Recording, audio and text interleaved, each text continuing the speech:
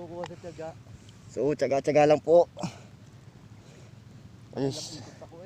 Meron kasi isang bato, marami talaga siyang magkakasama. So, sana makatsim po tayo ng ganun. Ayun. Alright. Yan. Oh. Ayun, ganda talaga itsura niya, no? Oh. Right. Ayun, itsura niya. So, ayan po, kung mapapansin nyo, bumubuka na siya. Ayan. Kapag po, yun. Umiikom ulit oh. Nahiya. So, ayan po, ayan. Bumubuka siya. Indication po yan na naluluto na or malapit nang maluto yung ating basanan or seashell. So yan, isang way po talaga para bumuka talaga yung mga para ay madarang sa init. Yan. Pag po talaga nadadarang sa init, talaga bumubuka.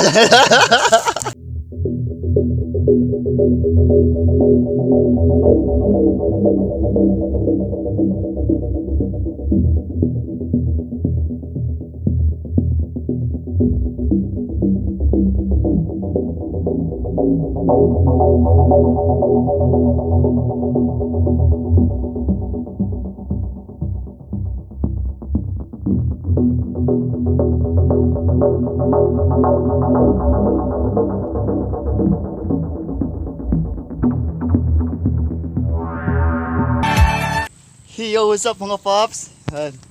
Nabuhay na naman kami. So ngayon, dahil wala kaming pangisda, mangunguha kami ng seashells. So ayan, kasama ko si Chef Sod. Yun. Huli yata sa camera na. Dito kami sa ruins ng resort. Saan tayo, Pap? Saan tayo? Siya, si Chef Sod kasi veteran siya pangunguha ng seashell o yan, mga kabibi, mga litog. So samahan nyo kami. Palipago adventure to. Yan, Talaw-Talaw. Talaw-Talaw yan. Tapos Dalahican yan, mga barko. Batangas. Yan. Tapos Marinduque. So dito kami tumambay nung sa huling vlog namin. Kulitan namin. Tapos yan, dati siya Eco Park. Inom po din oh. Yan, iniiwanan eh. Stallion Yan ang masama. Sa nag-iinom, binabasag pang So, ito po, dati talaga open to. Before pandemic, entrance niya 10 piso. Binabasag. Tapos nung nagka-pandemic, sinarado na ng PCP. Kasi yan, ganun yung mga ginagawa. Yan. Kasi nawala ng bantay nung mga panahon na yon. So, nangyari, open na, wala nang entrance. Ibig sabihin, free na lahat. Makapasok, wala nang entrance. Kaso nangyari, ginawa na lang basurahan. Itong lugar na to ko, kaya sinara ng pagkakaisa. Kaya limasag oh, luto na. Diyan pa tinapon. Yan. So bali, ganun yung pangyayari. No, nakakapanghinayang ngayon lang kasi wala lang entrance, tapos ginagawa pa nilang basurahan. Sinisira pa nila yung mga gamit. May mga kubo dyan dati. May maganda ba dyan kubo, kaso sinira lang. So ayun, samahan nyo kami sa adventure. Konting chika lang yun. Chismoso pa. Usually kasi pwede naman siyang kuhanin lang yung mga kabibi. Kaso nga lang ngayon hindi talaga malaki yung low tide. Kaya yung isang way ng pagkuha kung gagawin namin. At saka mapapansin nyo, hindi namin kita yung ilalim kasi malabo yung tubig. So ang gagawin namin, kakapain namin yung hibasan or kabibi. So ito na kami. Ito yung daming mangroves so. Ha? Wala talaga yung cellphone mo. Oo. Kaya? Hindi Oo. babasa. Ayan, hawak ko sa kamay. Ayan naman ito. Sigurado ka ha. So ayun. Iwan muna kami ng mga gamit. Ito na sa ibabaw. Baka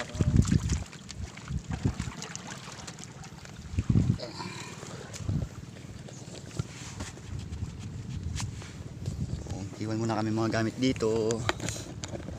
Let's go to the party, sabi ni Palot. Let's go to party!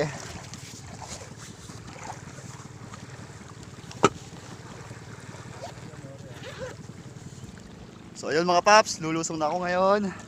Doon na siya, nauna na siya. Oh.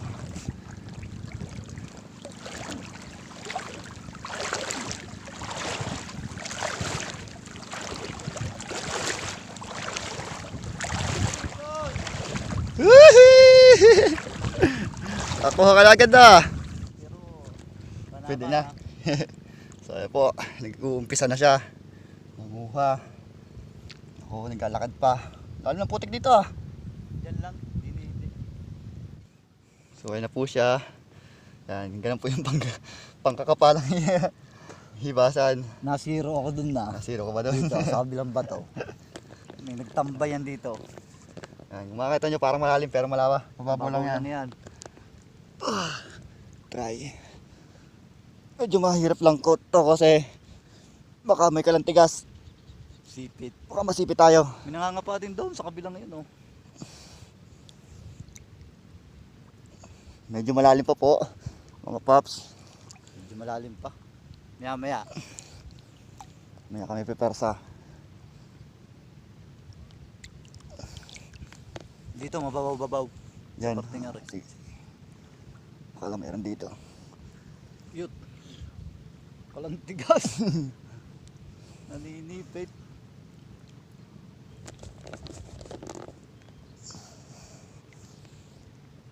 Ayun! Makadali ka. Madulas-dulas. Nakaisa na ako. Madulas-dulas. Nakaisa na ako. So ito po yun. Yan. Ito po siya. Yan. Tawag sa amin dito litog. Yan. Tawag sa amin dito litog. Yan. May pulid na siya. Oh. Yan. Yan. Tabi-tabi po. Tabi-tabi po sa kalantigas.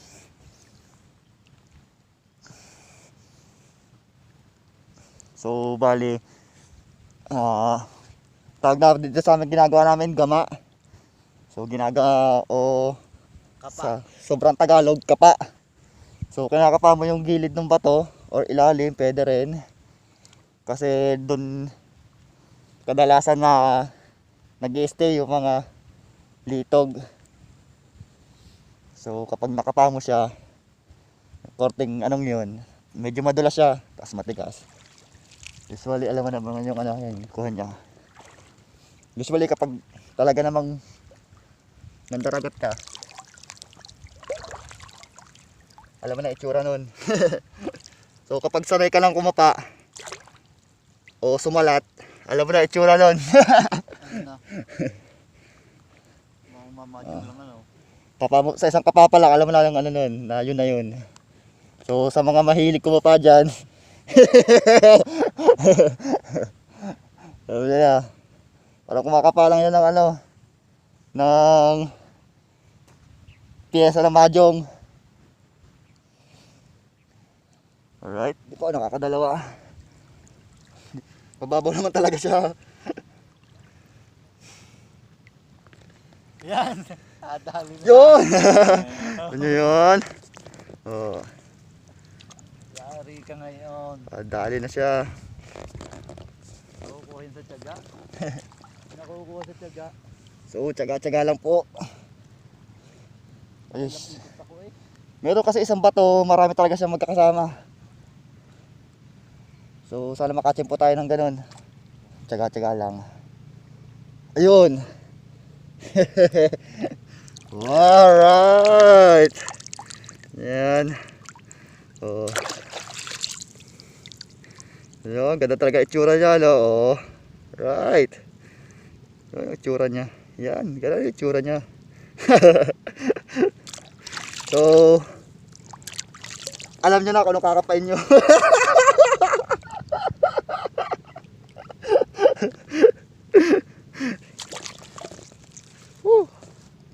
Aba. Nabubog na naman ako. Oh, laki. Nabubog na naman.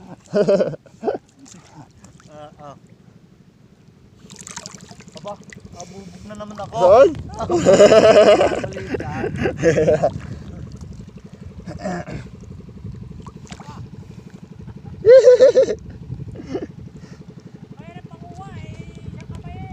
Hila ka ba ano?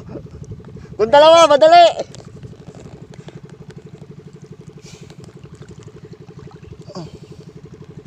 Ayan natin ito mga paps. Yan. Yung kaliwa ay pangkapa sa kate.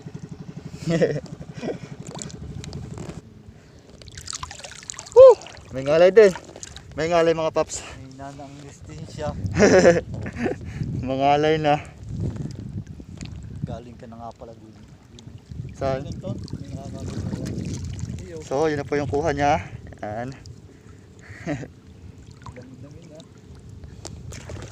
Kakapag-ulam nga ata. So, kung naiinip kayo, abangan nyo yung luto namin. Magluluto rin kami mamaya mga paps. Nito. Tapos mag-iuulam namin dito. Magpipiknik kami. Pagkuhanan mo na ata ito ah. Baka ko na yata yan eh. Ang pukpuk dito.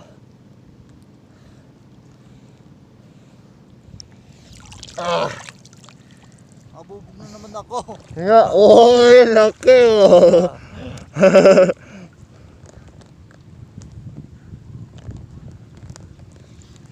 So hello, what's up mga pops? Ayun. Kahon na po kami. So ito yung kuha namin. Linisin ko muna mga pops para yan. Linisin muna para mawala medyo yung mga lumot. Tanggalin ko muna yung mga lumot niya.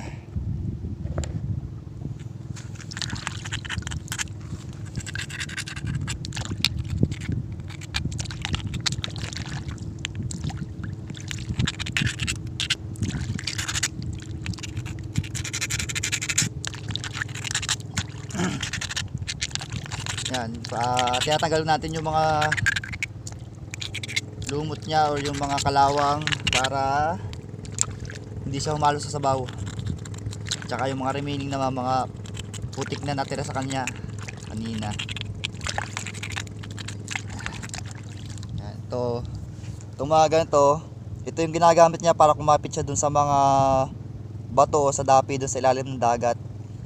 Yan, bali nakaano siya dito para kahit malakas ang agos ng tubig, naka-intact pa rin siya dun sa surface. Yan. So bali kunyari ito yung bato sa ilalim ng dagat, sa ilalim ng putik. Yan. Kunyari ito yung bato dun sa ilalim ng putik, nakadikit siya dyan. Para kahit malakas yung tubig sa ilalim, yung agos, or kapag kinuha siya ng tao, yan, kumakapit pa rin siya. Yun yung purpose niya kung bakit meron siyang ganito. So mga paps, kung ito litog, yan tsura niya oh, yan litog yan.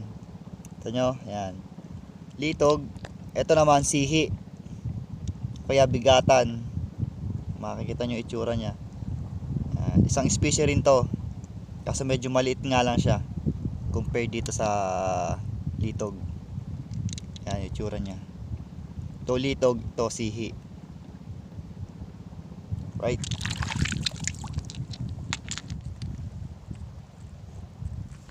So ito po mga pops, ano to? Kilay ang tawag namin dito. Kilay, yan. May pa ganun siya. Kilay ang tawag yun sa kanya, pero ito mukhang pilik naman yung mga ganito niya eh. Oh, kita nyo, tapos ito. Yan. Masarap din to. Masarap din kainin to. So ayun po yung paglilinis namin doon. Usually talaga binabrush talaga siya doon sa ano, kapag nasa kati na or kapag binili nyo na. Tapos mapapansin nyo, yan yung usual na pwesto niya kung nasa ilalim siya ng dagat.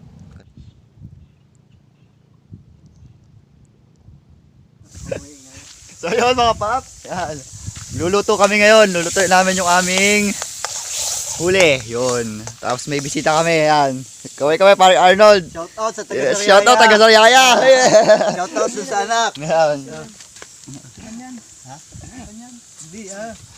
Shoutout po sa mga taga Sariaya. Yan, Batang Banahaw. Banahaw, siya po nagawa ng tungkong ito. Apo, meron kaming luya, bawang, sibuyas yan. Ating titirahin yung ating recipe.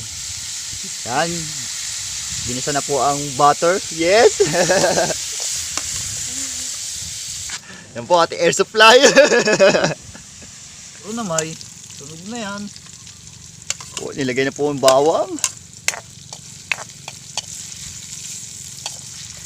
Ang ating, pero babot nga na. Mamaya, hindi pa nakapatong eh. Mamaya. Oo, sabi ni Kuya Arnold. Ano mo nang kuhan yan? Yan. Bango. Sabi ni Kuya Arnold eh. Ay, ito'y makaalis na. Tutusan ako din eh. Ito sa lang ng Batang Banahaw. Batang balahaw. Kung nangalagawa ng tungko, wala dali pang batang balahaw.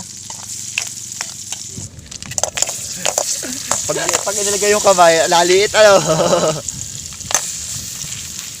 Isip na yata. Di yan.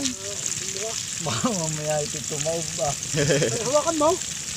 Tatap talaga yan. Haluin mo eh. Gaalala si Kuya Arnold eh. Baka tumaob. Yeah. Dali ng... Yan! Kalagpog. Yeah.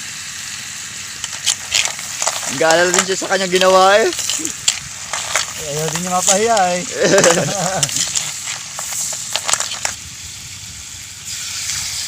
Lagyan pa natin tubig. Right. So ayan po, kung mapapansin nyo, bumubuka na siya. Ayan. Kapag po, yun. Umiikom ulit oh. Nahiya. Nahiya. So ayan po, ayan. Bumubuka siya. Indication po yan na naluluto na or malapit nang maluto yung ating basanan or seashell. So yan, isang way po talaga para bumuka talaga yung mga ano, para ay ano, madarang sa init. Yan. Pag po talaga nadadarang sa init, talaga bumubuka. Yan. Ay, sana nabuka. Yan. Basta po nadarang sa init talaga, bumubuka talaga. Nadarang na naman sa iyong apoy. Hinahalo na po. Ano yung iba? Iba po, hindi pa buka. Yan, ano po. Yan! Yan na po yung itsura niya. Oh. Buka na siya. Oh. Ito po, tinatanggal talaga siya sa ano, sa mga kabibi kasi ito yung nakakasama sa tiyan po. Yan. Hindi talaga siya nakain, hindi siya edible. Masakit sa tiyan. Yan po. Kung kaya po kapag bumibili kayo ng mga kabibi dapat at meron pang ganito, tatanggalin niya rin. Sa tahong po dan, dapat yatanggal niya rin yan. So,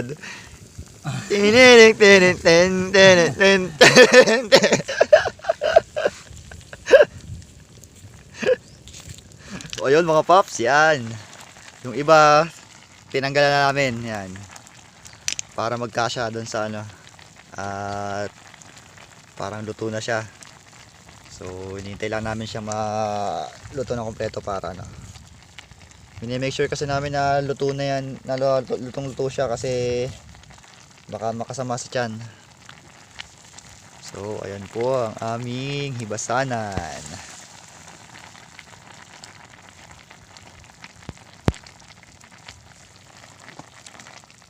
Tapos meron din po aming kinamatisan, gonggong.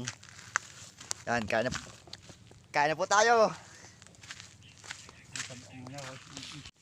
So yun mga paps, tapos na po kami. Doon, sa babaw niya. Sa babaw. Yan. Kami po ay uuwi na. So bali, chill yung mga brad.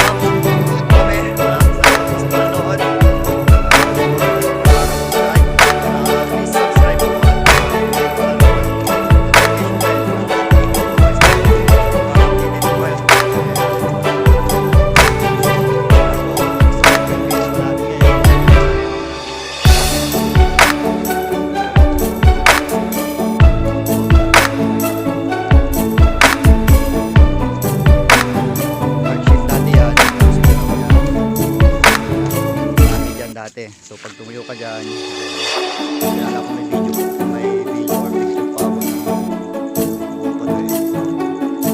So inos din dyan.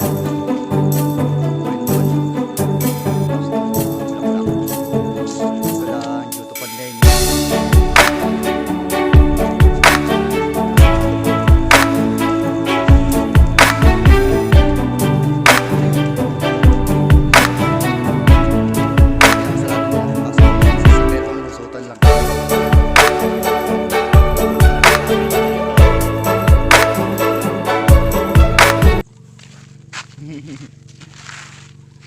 So hanggang sa susunod na video po ulit. Kami po 1TV Officials.